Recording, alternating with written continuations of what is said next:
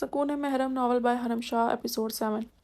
خدیجہ کتنی ہی دیر علیحہ کا انتظار کرتی رہی تھی۔ 9 کے 10 بج گئے تھے لیکن علیحہ ابھی تک گھر نہیں آئی تھی۔ اب تو خوف سے ان کا حلق تک سوکھ گیا تھا، پریشانی سے دماغ سن ہو رہا تھا۔ 10 بجے ثاقب واپس آیا اور خدیجہ کو صحن میں بیٹھا دیکھ کر پریشان ہوا۔ کیا ہوا اماں جی، علیحہ ابھی تک واپس نہیں آئی؟ ثاقب کی آواز پر خدیجہ نے نم آنکھوں سے اسے دیکھا۔ نہیں بیٹا، اور اس کی دوست کا نمبر بھی نہیں لگ رہا۔ مجھے تو بہت ڈر لگ رہا ہے، نہ جانے کہاں ہے وہ۔ خدیجہ نے دوپٹے کے کونے سے اپنے آنسو پہنچے تو ثاقب مزید پریشان ہوا۔ آپ مجھے اس کی سہیلی کا نمبر دیں۔ ثاقب کے کہنے پر خدیجہ نے عمارہ کا نمبر نکال کر ثاقب کو موبائل دیا۔ ثاقب نے نمبر ذہن نشین کیا اور اپنا موبائل نکال کر کسی کو کال کی۔ ایک نمبر بھیج رہا ہوں، اس کی لوکیشن معلوم کرو فوراً۔ ثاقب نے اتنا کہہ کر کال بند کی اور عمارہ کا نمبر سینڈ کیا۔ خدیجہ کو روتے دیکھ کر ثاقب نے ان کے کندھے پر اپنا ہاتھ رکھا۔ آپ پریشان مت ہو اماں جی، میں کرتا ہوں کچھ، جلدی ہی ڈھونڈ لوں گا اسے۔ ثاقب نے ان کو دلاسا دیا اور بے چینی سے ٹہلنے لگا۔ جس کو اس سے نمبر ٹریس کرنے کا بولا تھا، اس نے اسے بتایا کہ نمبر رنگ روڈ پر ہی بند کر دیا گیا تھا اور اس کے بعد اس کی لوکیشن نہیں ملی۔ ثاقب نے اسے علیحہ کے بارے میں انفارمیشن بھیجی اور اسے کہا جلد از جلد اس کا پتہ لگائے۔ اب تو انہیں انتظار کرتے کرتے رات کے 12 بج رہے تھے لیکن نہ تو علیحہ گھر آئی تھی، نہ ہی اس کا کچھ پتہ چلا تھا۔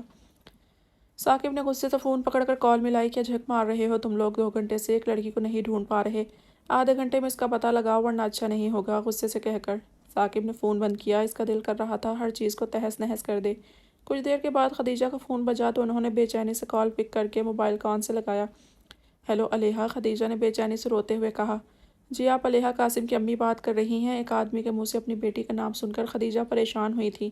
جی علیحہ کی امی بات کر رہی ہوں۔ علیحہ کے ذکر پر ثاقب نے بے چینی سے خدیجہ کی جانب دیکھا۔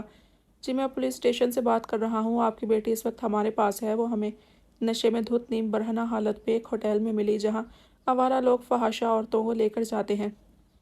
الفاظ تھے یا انگارے جو خدیجہ پر گرے تھے۔ فون ان کے ہاتھ سے چھوٹ کر ان کی گود میں گرا اور انہیں لگا ان کا دل بند ہو جائے گا۔ اماں جی، ثاقب نے پریشانی سے انہیں تھاما اور فون پکڑ کر کان سے لگایا۔ ہیلو، کون بات کر رہا ہے؟ ثاقب نے غصے سے پوچھا۔ مسٹر، میں پولیس اسٹیشن سے انسپکٹر بات کر رہا ہوں۔ مس علیحہ قاسم اس وقت ہماری کسٹڈی میں ہیں۔ وہ ہمیں نشے کی حالت میں جسم فروشی والی جگہ پر ملی تھی۔ ثاقب کی لال آنکھوں میں جنون اترا تھا۔ اس کی پکڑ موبائل پر اتنی مضبوط ہوئی کہ موبائل چٹکنے سے بمشکل ہی بچا تھا۔ آپ اسے وہیں رکھیں، میں کچھ دیر میں لائر کے ساتھ وہاں پہنچتا ہوں اور اسے ہاتھ بھی مت لگائیے گا۔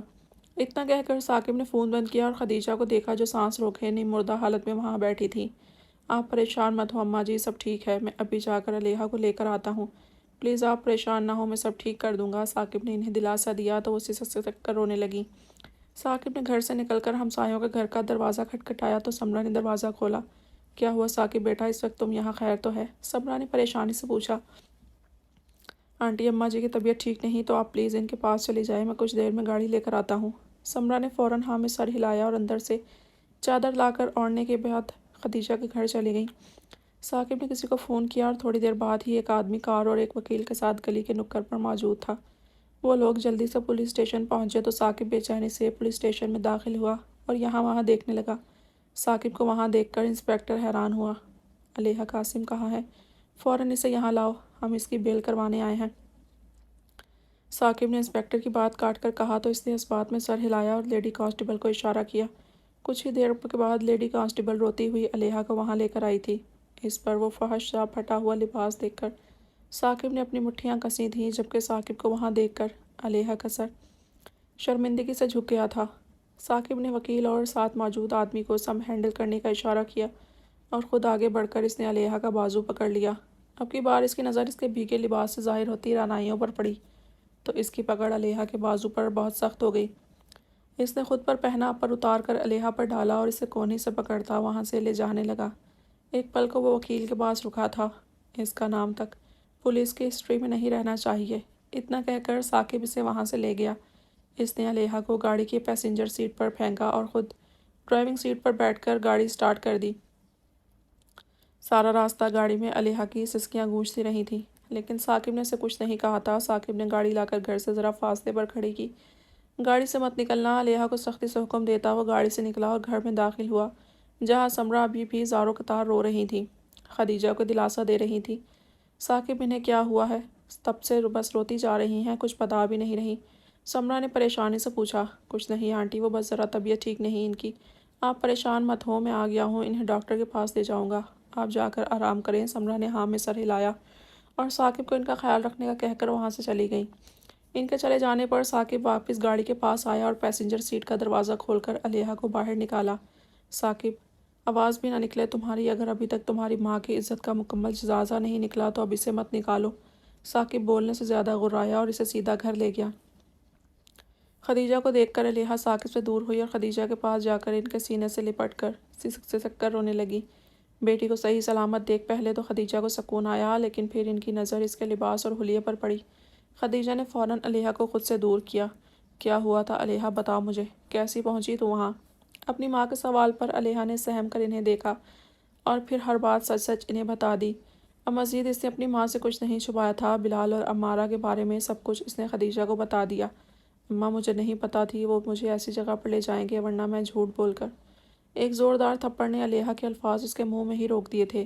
علیحہ نے حیرت سے اپنی ماں کی جانب دیکھا۔ 32 سال کی تھی میں جب تیرا باپ تیری ذمہ داری میرے کندھوں پر ڈال کر چلا گیا تھا۔ جانتی ہے، سب نے مجھ سے کہا کہ میں دوسری شادی کر لوں، لیکن میں نے ایسا نہیں کیا اور اپنی زندگی جوانی سب تیرے لیے وقف کر دیا تاکہ تجھے کوئی مسئلہ نہ ہو، خدیجہ نے روتے ہوئے کہا، اور علیحہ کا سر شرمندگی سے جھک گیا، جبکہ ثاقب خاموشی سے مٹھیاں بھیجے ایک کونے میں کھڑا تھا۔ اتنے سالوں میں آج تک میں نے تیرے باپ کے نام پر ایک حرف نہیں آنے دیا۔ آج تک ایسا کچھ نہیں کیا کہ لوگ یہ کہہ سکے کہ قاسم فیض کی بیوہ بد کردار ہے۔ خدیجہ کی بات پر علیحہ آنکھیں زور سے نیچے کر کے سسک سسک کر رونے لگی۔ اور تو نے ایک پل کے لیے بھی اس عزت کا نہیں سوچا؟ میری محبت، میرے بھروسے کا ناجائز فائدہ اٹھا کر ایک لڑکے سے ملتی رہی تاکہ اس سے شادی کر کے امیر ہو سکے۔ کیا نتیجہ نکلا اس کا؟ خدیجہ نے تڑپ کر کہا تو علیحہ مزید رونے لگی۔ اپنا آپ مار کر اپنی جان جلا کر تیرے شوق پوری کرتی رہی میں، اور تو امیری کے شوق میں اس حد تک گر گئی علیحہ، میرا دل کر رہا ہے تیری جان لے لوں۔ خدیجہ نے اپنے ہاتھ سے اس کی گردن پر رکھے تو ثاقب آگے ہوا اور خدیجہ کے ہاتھ تھام کر انہیں علیحہ سے دور کیا۔ ثاقب، اس سے کہو دور ہو جائے میری نظروں کے سامنے سے، ورنہ یہاں تو اپنی جان لے لوں گی یا اس کی۔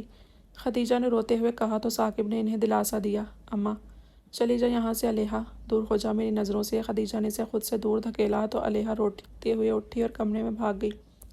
ثاقب نے انہیں جیسے تیسے چپ کروایا اور ڈاکٹر کو کال کرنے لگا۔ کچھ ہی دیر کے بعد ڈاکٹر وہاں آیا۔ اس نے خدیجہ کا بی پی چیک کیا اور انہیں دوائی دے کر آرام کی تلقین کرتا وہاں سے چلا گیا۔ ثاقب نے خدیجہ کو کمرے میں لٹا کر ان پر چادر ڈالی اور ان کا سر دبانے لگا۔ دوائی کے زیر اثر وہ کچھ دیر میں سو گئی تو وہ اٹھ کر اپنے کمرے کی جانب چل دیا۔ ایک نگاہ اس نے علیحہ کے کمرے کے بند دروازے کو دیکھا جہاں سے اس کے سسک سسک کر رونے کی آوازیں آ رہی تھیں۔ ثاقب ان آوازوں کو نظر انداز کرتا اپنے کمرے کی جانب چل دیا۔ علیحہ صبح تک روتی رہی تھی۔ صبح اٹھ کر اس نے خدیجہ سے بات کرنا چاہی، لیکن خدیجہ نے اس کی جانب دیکھا تک نہیں تھا، بس اسے نظر انداز کرتی اپنا کام کرتی رہی تھی۔ علیحہ کو سمجھ نہیں آ رہا تھا کہ وہ کیا کرے۔ اس سے جو خطا ہوئی تھی وہ بہت بڑی تھی۔ اگر ثاقب اسے پولیس اسٹیشن سے نہ چھڑواتا تو اس کا کیا ہوتا یہ علیحہ سوچ بھی نہیں سکتی تھی۔ ثاقب صبح ہوتے ہی کام سے چلا گیا تھا۔ رات کے تقریباً 9 بجے وہ واپس آیا اور واپس آتے ہی اپنے کمرے میں چلا گیا۔ کچھ دیر بعد کسی نے اس کا دروازہ کھٹکھٹایا تو ثاقب نے اٹھ کر دروازہ کھولا۔ اماں جی، آپ یہاں؟ ثاقب نے حیرت سے پوچھا اور انہیں اندر آنے کا کہا۔ خدیجہ خاموشی سے کمرے میں آ کر ایک کرسی پر بیٹھ گئی۔ خیریت تو ہے؟ آپ کی طبیعت تو ٹھیک ہے نا؟ ثاقب نے پریشانی سے پوچھا۔ مجھے تم سے بات کرنی تھی بیٹا، خدیجہ نے سر جھکا کر کہا تو ثاقب گھٹنوں کے بل ان کے سامنے بیٹھ گیا۔ جی کہیں۔ خدیجہ نے نم پلکیں اٹھا کر ثاقب کو دیکھا۔ تم بہت اچھے انسان ہو بیٹا، مجھے سمجھ نہیں آتا تمہارا احسان کیسے چکاؤں۔ اگر تم نہ ہوتے تو میں کیا کرتی؟ ہماری عزت کی دھجیاں اڑ جاتی اور میں کچھ بھی نہ کر پاتی۔ خدیجہ اتنا کہہ کر رو پڑیں تو ثاقب نے اپنا ہاتھ ان کے گھٹنے پر رکھا۔ آپ شرمندہ مت کریں مجھے، میں آپ کے بیٹے کی طرح ہی ہوں، میں نے جو کچھ بھی کیا وہ میرا فرض تھا۔ خدیجہ نے مسکرا کر اسے دیکھا اور اس کے سر پر اپنا ہاتھ رکھا۔ ماشاء اللہ، تم بہت اچھے انسان ہو، بہت اچھی تربیت کی ہے تمہارے ماں باپ نے تمہاری۔ اپنے ماں باپ کے ذکر پر ثاقب مسکرا دیا۔ میری امی تو مجھے پیدا کرتے ہی وفات پا گئی تھی، مجھے میرے بابا نے ہی پالا ہے، انہوں نے اپنی ساری توجہ مجھے دی، میری خاطر دوسری شادی بھی نہیں کی، مجھے پڑھایا لکھایا، آج جو کچھ ہوں ان کی وجہ سے ہی ہوں۔ خدیجہ مسکرا کر اس تابعدار بچے کو دیکھا۔ کہاں ہوتے ہیں تمہارے بابا؟ 4 سال پہلے اچانک ہارٹ اٹیک سے انتقال ہو گیا۔ اس بات پر خدیجہ کو افسوس ہوا اور انہوں نے اپنا سر جھکا لیا۔ آپ کو کوئی پریشانی ہے اماں جی؟ اگر کوئی بات ہے تو آپ ہچکچائیں نہیں، جو دل میں ہے کہہ دیں۔ ثاقب نے انہیں خاموشی سے اپنی انگلیاں چٹکاتے دیکھ کر کہا۔ پہلے تو خدیجہ خاموش رہیں، پھر انہوں نے سر اٹھا کر ثاقب کی دیکھا مجھ پر ایک اور احسان کرو گے تم بیٹا، آپ حکم کریں، ثاقب نے تابیداری سے جواب دیا۔ تم علیحا سے نکاح کر لو۔ ثاقب نے حیرت سے انہیں دیکھا، ضرور اس نے کچھ غلط سنا تھا۔ آپ یہ کیا کہہ رہی ہیں؟ اپنے دل کی خواہش بیان کر رہی ہوں۔ مجھے اپنی بیٹی کے لیے تمہارے جیسا جیون ساتھی چاہیے تھا جو اس کا خیال رکھے، اسے ہر مشکل سے بچائے، خوددار ہو، اور جیسے تم نے اس کی حفاظت کی میں جانتی ہوں تم سے بہتر اس کے لیے کوئی اور نہیں ہو سکتا۔ خدیجہ نے اپنا مدعا بیان کیا اور گہری نگاہوں سے ثاقب کو دیکھا۔ ویسے بھی میں جانتی ہوں تم اسے پسند کرتے ہو، میں نے تمہاری آنکھوں میں اس کے لیے پسندیدگی، نرمی، احترام، فکر مندی، چاہت سب دیکھا ہے۔ خدیجہ نے ثاقب کے دل کا حال اس کے سامنے بیان کیا۔ تم اس کے لیے بہت اچھے ساتھی رہو گے بیٹا، لیکن اگر تم اس سب کے بعد اسے اپنانا نہیں چاہتے تو میں سمجھ سکتی ہوں، شاید کوئی بھی مرد یہ سب جان کر کسی عورت کو نہ اپنانا چاہے، اس لیے کوئی زبردستی نہیں، تم جو فیصلہ لوگے مجھے قبول ہوگا۔ خدیجہ نے شرمندگی سے سر جھکا کر کہا، ایسی بات نہیں ہے اماں جی، مجھے اس سب سے کوئی فرق نہیں پڑتا، میں جانتا ہوں وہ نادان ضرور ہے لیکن بہت پاکیزہ اور معصوم بھی ہے۔ ثاقب کے اس کی عزت رکھنے پر خدیجہ کا دل بھر آیا تھا۔ مسئلہ یہ ہے کہ اسے کسی امیر آدمی سے شادی کرنی ہے جو اس کی خواہشات پوری کر سکے، اس کے شوق پورے کر سکے، اور میں ٹھہرا ایک معمولی سا ویٹر، کیا اسے میرا ساتھ منظور ہوگا؟ اس سب کے بعد بھی علیحا کی پسند کو اہمیت دے کر ثاقب اپنا مقام خدیجہ کی نظروں میں مزید بلند کر گیا تھا۔ تم اس کی فکر مت کرو، میں اسے سمجھا لوں گی۔ نہیں اماں جی، میں نہیں چاہتا کہ آپ اسے زبردستی میرے ساتھ سزا کے طور پر جوڑیں اور اسے ساری زندگی یہ رشتہ صرف ایک سزا لگے اور کچھ نہیں۔ میں چاہتا ہوں جو محبت اور احترام میرے دل میں اس کے لیے ہے وہ اس کے دل میں میرے لیے بھی ہو۔ ثاقب حق پر تھا اور خدیجہ بھی یہ بات جانتی تھی۔ میں ایسا غصے میں یہ سزا دینے کے لیے نہیں کر رہی، میں نے یہ فیصلہ بہت سوچ سمجھ کر کیا ہے۔ خدیجہ نے سنجیدگی سے کہتے ہوئے سر اٹھا کر ثاقب کو دیکھا۔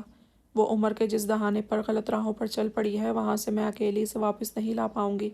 اس سے پہلے کہ وہ اپنی نادانی میں اس دلدل میں ڈوب جائے، میں اسے ایک مضبوط سہارے کے ساتھ جوڑ دینا چاہتی ہوں جو اسے دلدل میں ڈوبنے سے بچا لے۔